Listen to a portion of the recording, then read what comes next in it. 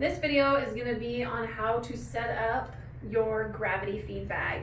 So in the event that the power went out, your feeding pump will only last for 18 to 19 hours if they're fully charged. So if the power is out longer than that or your pump fails, you will need to use your gravity bag. So I am going to start by adding my feeding into my gravity bag. But first, I should make sure this is clamped down or else it'll end up on the floor.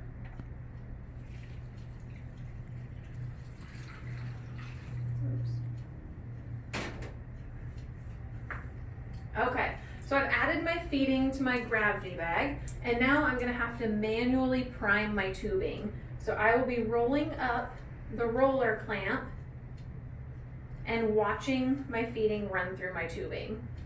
And just like when you're using a pump, all the air needs to run through the tubing. We cannot put any air inside our clients' bellies.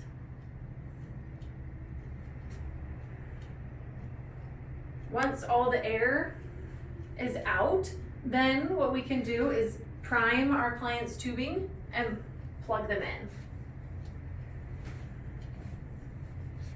So I will pretend like I pre-flushed Aaron, and I'm gonna plug in my feeding. Okay. So now, how I know how fast to run my feeding on the gravity bag is I have a chart. So I know that Aaron's tube feeding pump ran at 85 mils an hour. So that means that I'm gonna be running her gravity feed at 20 drips a minute.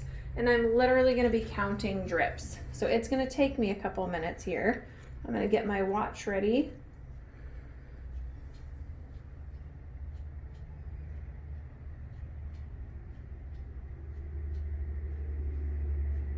And that's gonna be way too fast. So let's slow it down even more.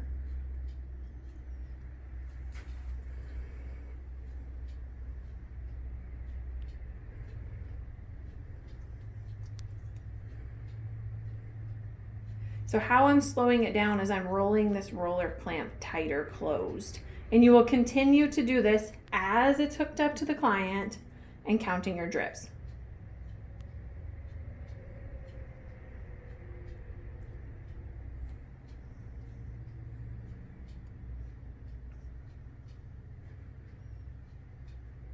So that was 8 drips in 15 seconds, so still way too fast. So, but you get the general idea. So I'm gonna tighten it down a little bit more and I'm gonna count again. And then once you get it set at what you think is pretty much what your chart says your drip rate should be, you're gonna need to check this at least every hour, because depending on the client's position, the rate is gonna change. There's nothing pushing this in, it's all gravity fed. So if the client changes position, this may be flowing differently. So every hour you'll need to check your drip rate.